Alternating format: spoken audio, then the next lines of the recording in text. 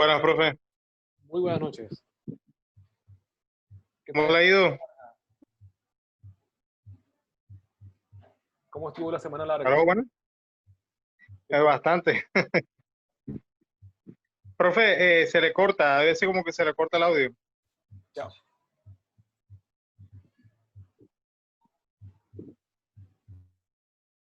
Hola, buenas noches.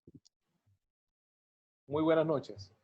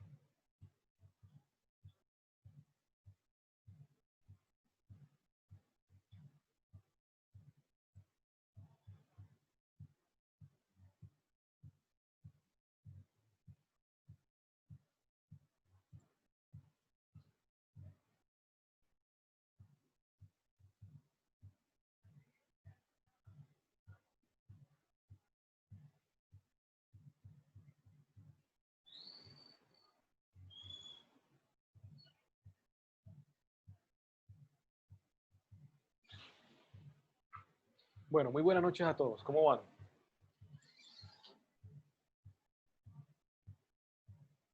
Buenas noches, profe. Buenas noches. Buenas noches, profe. Les cuento que me he quedado esperando de ustedes el juego de fotografías en 360 para hacer el 3D del que hablamos y solo un estudiante envió algo. ¿Qué les pasó?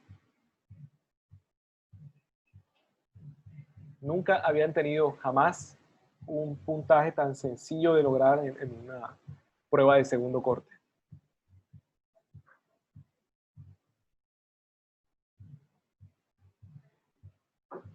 ¿Qué les pasó?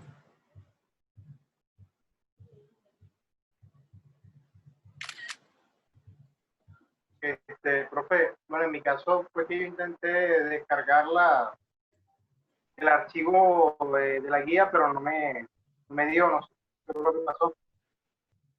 Y no pudiste hablarme y escribirme y decirme, oye, profe, no he podido encontrar. Profesor, qué pena, pero creo que fue un error de comunicación de parte y parte, ya que, bueno, yo le escribí en una ocasión sobre ello y, bueno, usted nos pasó la guía, sí, pero según tenía entendido, teníamos que esperar a que usted armara los grupos en los cuales íbamos a trabajar todos. Esos grupos vienen después de. Primero necesito yo las fotografías de ustedes para saber qué fotografías encajan en qué estilo. O sea, lo primero que necesito de ustedes es el grupo de fotografías.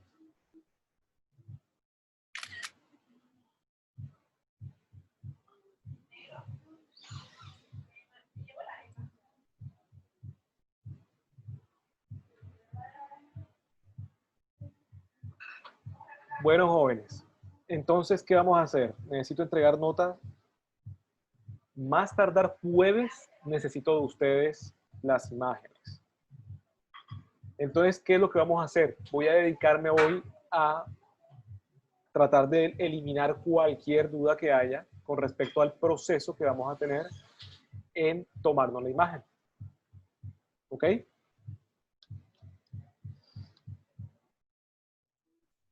Listo, profe. Bueno, entiendo. Listo. Eh, Ok, profe, ok. Hasta el jueves entonces, pero el jueves en la tarde o en la mañana. El jueves a las 6 de la tarde me siento yo a verificar. Pero presten atención. O sea, todo lo que es dudas es hoy. Todo lo que es dudas que puedan tener es hoy. Entonces voy a iniciar con cómo se toman y para qué se toman. Voy a usar de muestra una mía. ¿Ok?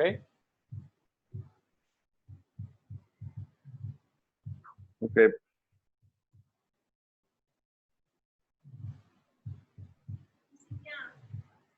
Listo, voy a compartir pantalla. Para los que acaban de llegar,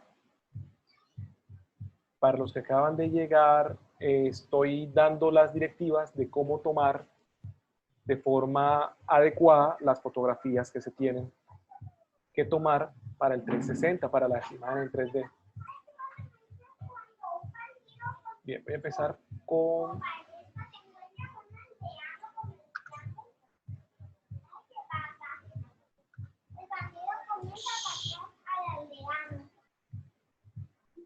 Listo, me avisan cuando puedan ver estas imágenes de las fotografías.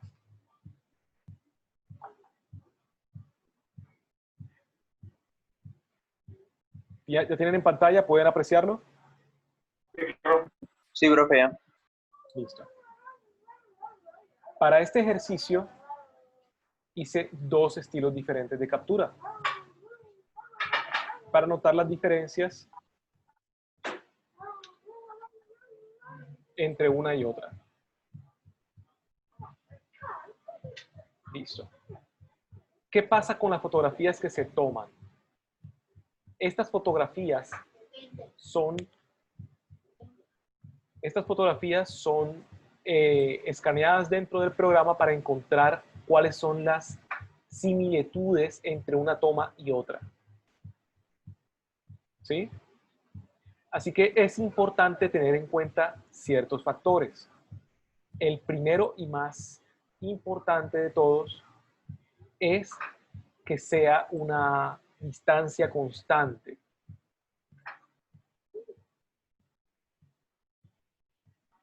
Como vamos a mostrar acá.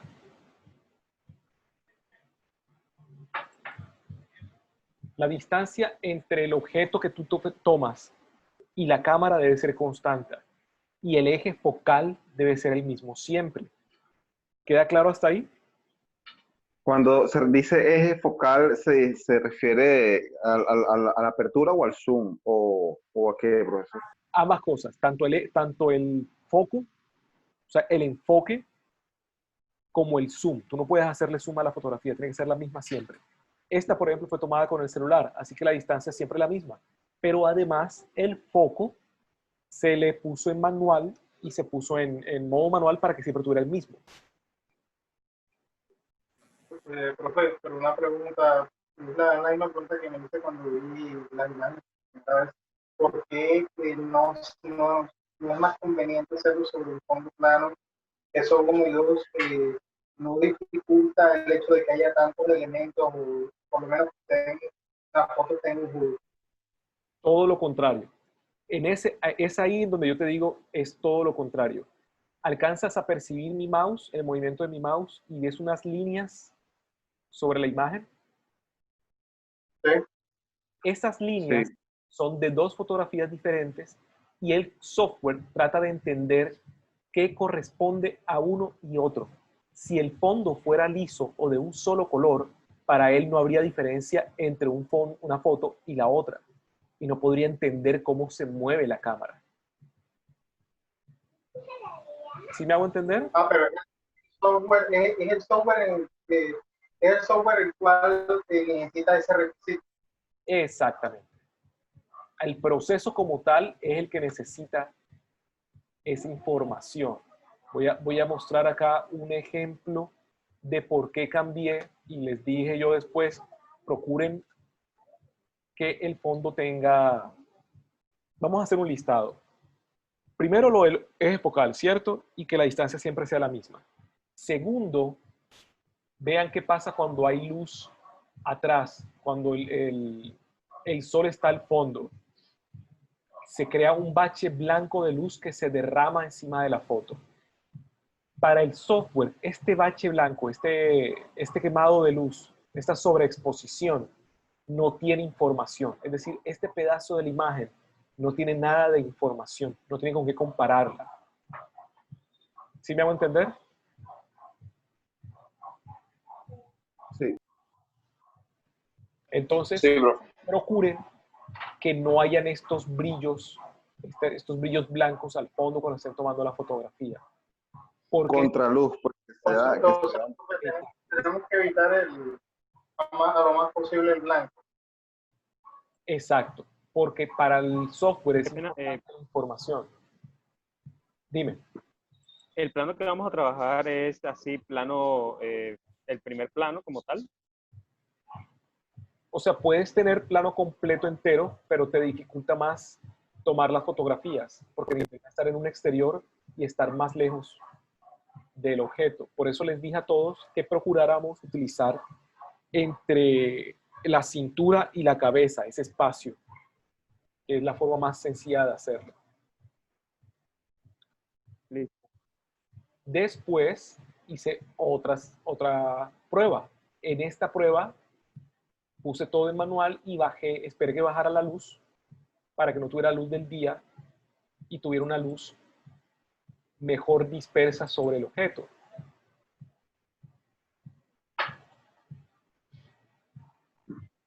¿Sí ven? La calidad, una pregunta, profesor, disculpe, la calidad de la foto no influye, o sea, pues no necesariamente tiene que estar en RAW, puede estar en JPG tranquilamente. Todas las que tomé las tomé en JPG. Ya. Incluso sus fotos al final voy a bajarles el tamaño porque entre más grande el tamaño, mayor es la cantidad de proceso.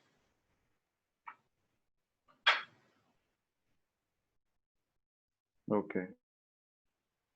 Entonces, estas fotografías, vean que ya no tenemos el fondo blanco ese inmenso. Y es importante, creo que no lo expresé claramente, es importante que esto sea un performance. Es decir, integren su fotografía con cosas, pueden maquillarse. Yo ahí donde estoy maquillado, mi esposa me cogió y me maquilló, me puso una base y me puso unas cosas porque mi cara brilla mucho. O sea, yo tengo cara grasosa. Y obviamente, en fotografía, todo lo que brilla queda como blanco y entonces ya no es información para el objeto, para la fotografía. Profe, disculpe, es que hay unas compañeras que están pidiendo autorización de entrada que no. Listo.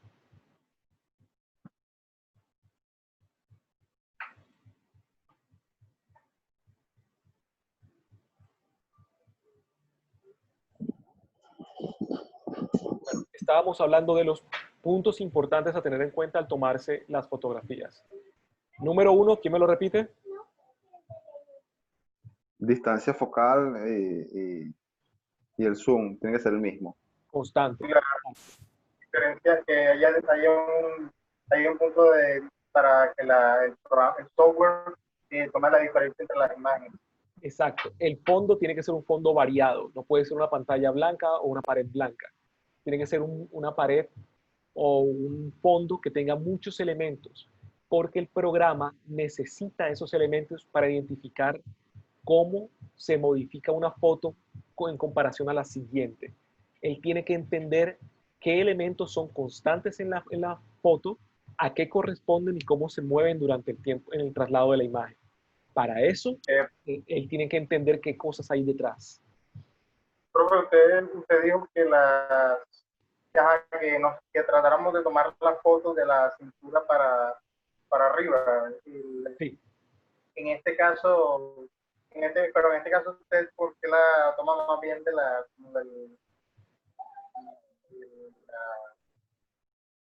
abdomen para arriba? O sea, él dio la opción, tú eliges desde dónde te la quieres tomar, ¿no? Sí, pero yo les di la opción o sea, es más sencillo tomar del abdomen para arriba. Uno, porque ustedes necesitan a alguien que les asista. Ustedes no pueden tomarse las fotos ustedes mismos porque van a modificar su posición cada vez que tomen la foto. Entonces necesitan un asistente. Sobre todo tomarse fotos en la espalda es casi imposible. Segundo, entre más grande el objeto, más lejos tienes que estar de él. Así que necesitas un espacio más grande para poder tomarte la foto y que además cumpla todos estos requisitos. Así que se simplifica el proceso cuando tienes un objeto un poco más pequeño. Por eso decía de la cintura a la cabeza. Profe, qué pena que lo interrumpa. ¿Podemos usar el recurso de un fondo verde, un fondo blanco? Jan, como les estaba explicando ahorita, creo que te distrajiste. Les estaba explicando que es importante, es imperativo para el programa que realiza la fotogrametría que el fondo sea cambiante, es decir, No quiero decir que se mueva, sino que haya objetos en el fondo, que haya muchas cosas. Que haya profundidad. No solo profundidad, sino que haya objetos, haya texturas, haya cosas allá atrás que él pueda comparar entre una foto y la otra. Si el fondo siempre fuera el mismo, un solo color, una sola cosa, él no sabría cómo se está moviendo la cámara. Él necesita todo ese montón de cosas que yo tengo al fondo, que ese es mi patio así tal cual, con todas las cosas que hay ahí. Él necesita eso para poder entender cómo se está moviendo la cámara entre una foto y la siguiente. Listo. Profe, yo no estoy viendo, no alcancé de pronto a ver la galería completa, pero ahí veo que más bien se hace un cambio de la, de la perspectiva, pero en la misma, como el mismo ángulo de rotación, pero también se tienen que tomar, digamos, desde abajo, desde arriba, desde... Es preferible que no con el software que yo uso. Hay software más avanzado y mejor, pero ahora mismo no tengo acceso a él porque corre solamente sobre PC, no corre sobre Mac. Y ahora mismo mi PC está dañado, entonces solamente tengo los Mac. Entonces, procura que siempre se mantenga la misma distancia del objeto y el mismo encuadre. Vean que todo el tiempo la coronilla de mi cabeza y la parte baja de mi pecho está dentro del cuadro en todas mis fotos. Profe, una pregunta, más o menos entre foto y foto, ¿qué distancia hay aproximadamente? O sea, yo tomo una, me muevo que un poquitico nada más y tomo la otra, un poquitico y así. Pueden ser 50 fotos, 60, cosas.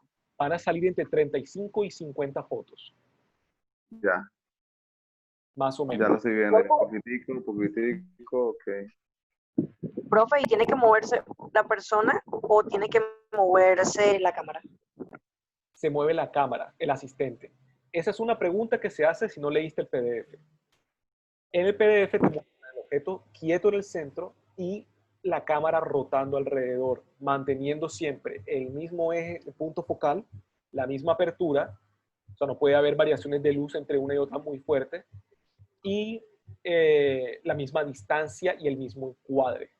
Por eso querías mostrarles esta escena, esta toma.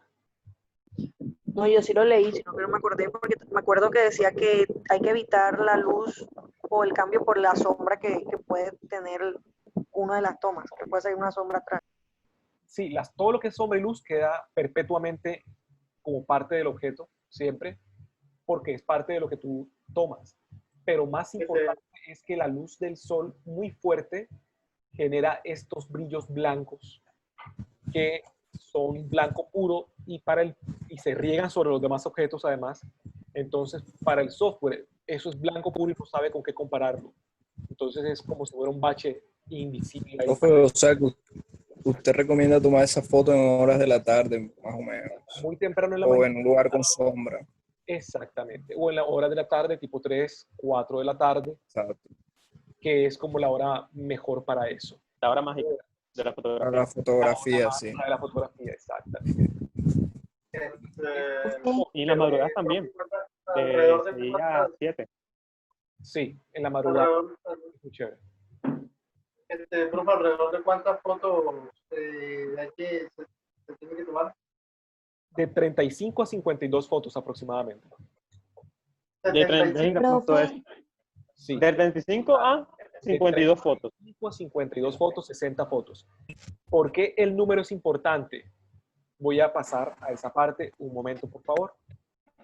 Este que ustedes ven acá es el software que yo uso. Voy a intentar explicarles cómo funciona este software en la siguiente clase. Voy a hacerles un tutorial para aquellos que quieran hacer el intento en sus casas. Este software funciona de la siguiente forma. Primero, ustedes incorporan el número de fotos que van a utilizar. En este caso, tengo estas que ustedes ven aquí. ¿Qué pasa? ¿Por qué tantas fotos? Porque hay fotos que salen borrosas, hay fotos que salen movidas, hay fotos donde pestañeaste, hay fotos donde te moviste. Y entonces eso va a ser un problema y hay que borrarlas. porque si la incluyes dentro del programa, el programa comienza a cometer errores. Tus fotos deben ser lo mejor posible siempre. Espérame, si quieres, ya ahora te escucho los... Sí, profe, claro, porque yo me imagino que todas esas fotos se traducen en una sola, porque el proyecto es que va a ser una imagen 3D de cada uno. Entonces esas 60 fotos se traducen en una sola imagen 3D. Por eso uno tiene que estar como una estatua. No es una imagen 3D, es un objeto tridimensional. Y ahorita te voy a mostrar que... Ok, objeto tridimensional. Corrijo, pero lo que quise decir es eso. Sí, tienes razón. Y eso ya veremos al final después cómo resulta. Entonces, ¿qué hace? Cuéntame. Profe, perdone, ¿las fotos hay que tomarlas en vertical o en horizontal? Es mejor en vertical porque tu cuerpo es vertical. Entonces, piensen ustedes en las fotos como si fueran ustedes dándoles información al computador. O sea, están alimentando el computador con datos. Entre mayor cantidad de datos disponible en cada foto, mejor. Entonces, es bueno que al ser vertical y tu cuerpo ser vertical, funcione perfecto para ese tipo de trabajo. Y, por ejemplo, a mí me pasó una cuestión que la persona que me ayudó a tomar las fotos, yo me daba cuenta como que, o sea, él me ayudó a tomar varias fotos, pero entonces empezaba por, digamos, tenía la mano arriba, luego empezaba abajo, o sea, es como si fuera una montaña rusa tomando las fotos. Entonces, por ejemplo, en ese caso, ¿cómo podemos hacer si no tenemos un trípode? Bueno, no necesitas el trípode. Lo que necesitas es como tener claras las instrucciones. Haz de cuenta, tú puedes hacerle a él, a la persona que te va a tomar las fotos, le haces la primera prueba. Tú le tomas la fotografía a esa persona y le dices, mira, aquí se alcanza a ver desde la parte baja de mi pecho hasta la parte de arriba de mi coronilla. Yo necesito que todas mis fotos tengan ese encuadre. Un poquito de aire por arriba, un poquito de aire por abajo, encuádrame ahí y que todas queden como a la misma altura. ¿Sí? Entonces, Sí, señor, sí, señor. de mis fotos, en mis fotos, la persona está siempre a la misma altura. Hay variaciones y va a haber variaciones y eso no está mal. De hecho, puede ayudar un poco al software, pero lo que sí es importante es que todo el objeto esté integrado en esa foto. Aquí alcanzan a ver, por ejemplo, fotos donde yo le abrí los ojos porque no sabía qué estaba haciendo la otra persona, fotos donde se tomaron objetos mal. Entonces esas fotos después se borran antes de pasar al software. Por eso yo les pido tantas imágenes. Uno, porque va a haber imágenes que no sirvan. Y dos, porque mejora el proceso. Entonces sigo con el proceso. ¿Qué pasa después de tomar esas fotos? El software, y esto aquí es clave, no todo lo que ustedes me pasen va a poder ser procesado, ¿ok? Primero que todo tienen que entender eso. No todo lo que yo reciba de ustedes voy a poder procesarlo al final. Escogeré, o sea, haré una auditoría y lo mejor, eso es lo que se va a procesar. Un punto que es súper importante, ojo, este punto es súper importante, no todo el mundo me lo va a poder dar, pero pues mejor si pueden. Voy a hacer una anotación. Ustedes alcanzan el cuadradito azul que estoy tomando, ¿verdad? No, señor, se ve gris. Estoy dibujando sobre él. Ustedes me avisan cuando puedan, cuando ya. Ahora sí se ve. Sí. Este proceso requiere algo que se llama triangulación. La triangulación, vamos a poner aquí. Vamos a decir que este es el lente. La triangulación es, ¿ustedes recuerdan que alguna vez le enseñaron esto de la hipotenusa es igual a la suma de los catetos? Sí, Listo. Es la base de todo lo que se está haciendo ahora. Hay matemática mucho más compleja. teorema de Pitágoras. Exacto. Pero esta es la base. La base dice que si yo conozco la distancia de un punto a otro, puedo calcular su triangulación. Entonces lo que está haciendo el programa es triangulando la posición de cada píxel para saber el tamaño o sea, la distancia entre cada píxel. necesito saber el tamaño del sensor de la cámara. Este es un punto súper clave. Por ahí me mandaron unas fotografías y yo alcancé a mirarlas y pude encontrar en internet el tamaño del sensor de ese teléfono. Era un Moto G3. Y el tamaño del sensor del Moto G3 era de 9 punto algo milímetros. Yo lo conseguí en internet y se lo pude alimentar manualmente al programa para que pudiera entender el tamaño exacto de todas las cosas. Si ustedes pueden conseguir ese número, fantástico. Si no, yo intentaré conseguirlos, porque con eso podemos sacar la triangulación de todo lo que se está haciendo. ¿Sí me entienden? Sí, profe, ¿cómo se llama para anotarlo otra vez? Que no lo anoté. El tamaño del sensor de la cámara que usen. Del sensor, ok. No de la resolución de la cámara, no. El tamaño de su sensor, esa física que recibe la luz. Listo. Profe, no, o sea, el sensor y por lo que usted dijo, también es la referencia. Bueno, la referencia la trae la misma, el JPG guarda la información. Activen su GPS, por cierto, no tengo por ahí en alguna parte. Activen el GPS dentro de la foto. Ayuda muchísimo a mejorar la posición de todas las cosas. Porque el computador, el GPS sabe hacia dónde está, si está vertical, si no está vertical, si está inclinado, si no está inclinado. El computador sabe eso y deja el registro dentro de la imagen de la foto, lo cual es fantástico para poder utilizarlo después y hacer registros fotográficos complejos. Guarden el GPS dentro de sus imágenes. Bueno, profe, entonces, o sea, respecto al número de imágenes, eso quiere decir que usted no va a tomar todas, sino esencialmente las que usted opine que están más, o bueno, las que usted juzgue que son las más idóneas. Sí, va a haber un ¿Están filtro, llamando, tía? pero atención a esto. A mi Atención tía la a están esto. llamando, no sé. Atención a esto que voy a decir. ¿Cómo hago para dejar de anotar?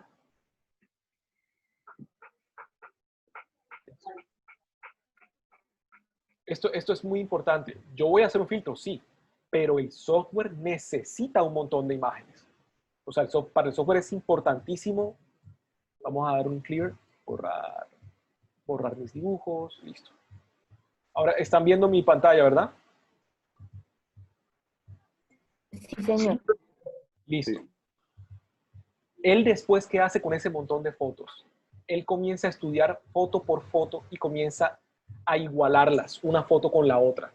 ¿Ven esas líneas de colores que se pusieron encima de las imágenes? Ese montón de punticos. Ahora sí se ven, profe, antes no, Círculo ya. rojo. Este montón, Como un prisma, pareciera un prisma. este montón de punticos que ustedes ven en la imagen superior son puntos importantes para él, cosas que él puede usar de referencia. Así que él va a buscar la siguiente foto y tratará de buscar esos mismos puntos en la siguiente foto. Esa es la forma en que el programa tiene para entender cómo se mueve una cosa a la otra. Y eso lo va a hacer con cada par de fotos. Un par de fotos. Lo que significa, ojo con eso, ¿eso qué significa? Que si ustedes me dan 30 fotos, él va a comparar 15 de ellas con otras 15 de ellas. Si ustedes me dan 6 fotos, solo habrá 3 fotos para comparar. Por eso el número es tan importante, porque él usa pares de fotos. ¿Se entienden ahí?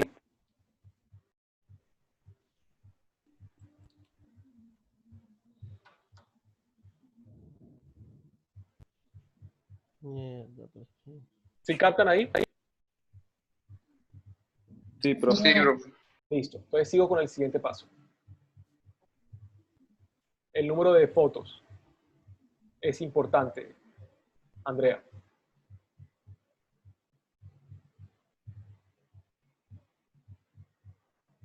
Por eso les pedía que no fueran menos de 35 fotos. Listo. Entonces, después de eso viene la triangulación, que es el cálculo matemático. No solamente hay un montón de matemática incluida, pero es un montón. Y miren que de esas 37 fotos, solo pudo sacar 5 cámaras. De 37 imágenes, solo pudo calcular la posición de 5 cámaras. Eso es muy bajo. Entonces me tocó hacer ajustes y cambios y no sé qué, hasta que pude conseguir 16 de esas fotos, emparentarlas y utilizarlas para crear lo que se llama un dense point cloud, o una nube de puntos, que es esta nube de puntos. ¿Se alcanzan a verla? Sí. Sí, un poco. Sí. Como una manchita, profe. Ahora se ve más. Ah, bien. Esto es un point cloud, Mm. que es la deducción que tomó él para entender qué estaba yo fotografiando. Tiene que estar llena de ruido, es normal que esté llena de ruido, esto no va a ser perfecto, y lo que vamos a terminar creando tampoco va a ser perfección, esto es un performance. Después de esto, yo voy a agregar cables, voy a agregar cosas, voy a agregar el objeto de la cámara que dibujé para meterlo dentro de toda esta composición. Y eventualmente se va a exportar en un objeto tridimensional que pueda ser compartido con otras personas. Mi intención es poder integrar varios de estas estatuas digitales, integrarlas varias para conformar una escenografía montada entre sentimientos complejos. Por eso necesito que todos y cada uno de ustedes me mande su grupo de imágenes para yo poder procesarlo. ¿Y hasta cuándo hay nuevamente plazo para volver a tomar las fotos? Jueves. Tienen lunes, martes, ¿Hasta miércoles. este jueves? Jueves, sí señorita. Yo necesito pasar notas el viernes. Profe, ¿usted podría volver a enviarnos el PDF? Sí. Es que yo me lo intenté descargar hoy, pero no sé por qué no me permitía. Sí, sí puedo, no hay problema. Gracias. Profe, una pregunta. ¿Solamente hay que enviar el grupo de fotos o hay que hacerle alguna edición como lo que usted está haciendo acá? Solamente el grupo de fotos. Ok, perfecto. Voy a explicar la otra semana cómo funciona este programa. Es gratuito para solo aquellos que quieran utilizarlo y hacer sus propias pruebas en casa, lo puedan hacer. Si no, yo voy a generar modelos con estas imágenes. Una vez más, no van a ser modelos perfectos, van a ser aproximaciones, y esas aproximaciones son las que vamos a utilizar. Yo se las voy a pasar a ustedes para que pasemos al siguiente software de trabajo, que es el Blender. Profe, una pregunta un poco de pronto, no sé si específico o algo, pero a nivel profesional, digamos, por decir, sí, ¿qué usos de pronto puede tener este rigger? Bueno, eso también estaba en el PDF. Usos para, no tanto el Regard es gratuito, es un .org, se ha usado en muchas cosas. Por ejemplo, tú puedes coger huesos humanos o huesos de animales, por ejemplo, escanearlos usando las fotografías y luego usas ese mapa tridimensional para poder armar un objeto completo. Así que en paleontología esto es muy útil. En médica forense, por ejemplo, tú puedes escanear varias imágenes de órganos para generar el órgano tridimensional. Se ha utilizado también en industria y de ingeniería. Muchos de los objetos como carros, helicópteros, aviones, primero se hacen en maquetas hechas en barro. Primero se hacen en maquetas de barro. Esas maquetas de barro son luego pasadas a un túnel de viento. En ese túnel de viento se le hacen diferentes pruebas. Si la prueba es funcional, entonces luego pasa a un escaneo tridimensional que es parecido a esta fotogrametría. A veces usan fotos, a veces usan láseres. Y con esa fotogrametría que se hace, se genera un objeto tridimensional que después puede pasar por un proceso mucho más complejo de modificación. En la industria del cine, tú puedes usar esto para incorporar elementos tridimensionales dentro de efectos especiales, por ejemplo. O sea, puedes hacer, por ejemplo, una fotogrametría de un carro que luego vas a utilizarlo para estrellarlo o hacerlo explotar. Eso se puede hacer. Fotogrametría también se usa en arquitectura para tomar fotografías de edificios o de barrios y luego armar el mapa tridimensional donde tú puedes reconstruir o modificar ese objeto tridimensional. Ya viene con todo y texturas. En topografía, es decir, en levantamiento topográfico, puedes usar fotografías aéreas con drones para hacer levantamientos planimétricos de suelos, para hacer construcciones tanto de viviendas o perforaciones o planeamientos a gran escala. También se puede usar para eso. Mejor dicho, la fotogrametría tiene muchísimos usos. En este caso vamos a crear piezas artísticas o expresiones artísticas. ¿Responde eso a tu pregunta?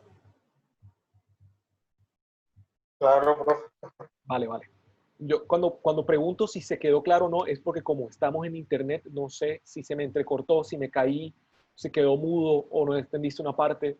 Entonces, no estoy siendo grosero, trato de ser lo más claro posible. Profe, yo me imagino que con un objeto queda más definido, ¿no? Que con una persona. Sí, y los objetos tienen limitaciones, no pueden ser objetos brillantes, porque los objetos brillantes son reflectivos, por lo tanto, este tipo de cosas es muy difícil en un objeto brillante. Pero cosas orgánicas, como por ejemplo troncos, máscaras, esculturas de yeso, por ejemplo, sí, ese tipo de objetos queda mucho más definido.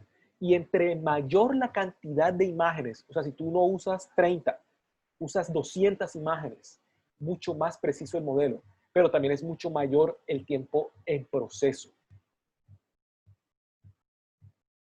Por eso estoy limitado entre 35 y 60 porque es más o menos el tiempo que voy a tener para poder procesar sus imágenes.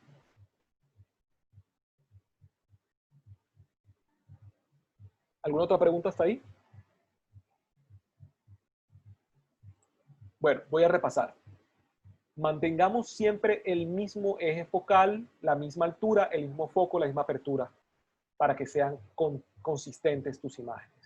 2, que no tengas un fondo muy brillante, porque vas a quemar la foto y vas a perder información en tu fotografía. Por eso se recomienda al final de la tarde o en la madrugada, o un tiempo muy nublado, donde la luz es difusa. El fondo que tenga la mayor cantidad de texturas u objetos posibles para que sea fácil de entender para la cámara cómo se está moviendo la cámara. Si tu cara es brillante, usa maquillaje. Puedes hacer un performance, puedes pintar tu cara, por ejemplo, puedes pintarla, puedes agregar otros objetos.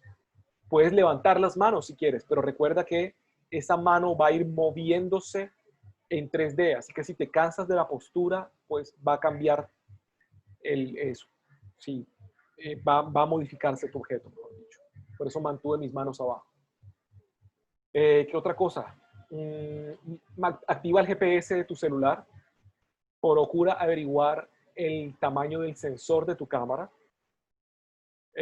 Por ejemplo, Motorola usa cámara Sony, así que averigua el modelo y luego averigua para ese modelo Sony qué cámara hizo.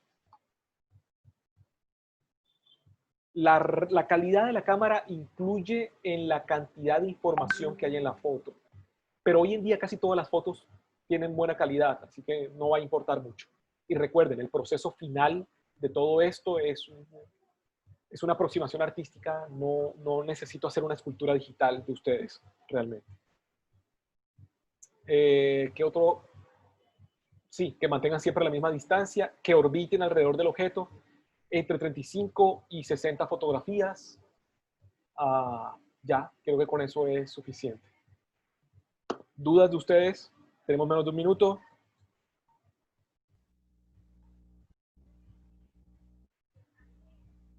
Ninguna, La profe. distancia Creo que mínima. quedó claro. Es una buena pregunta, la distancia mínima. depende del encuadre, o sea, ¿qué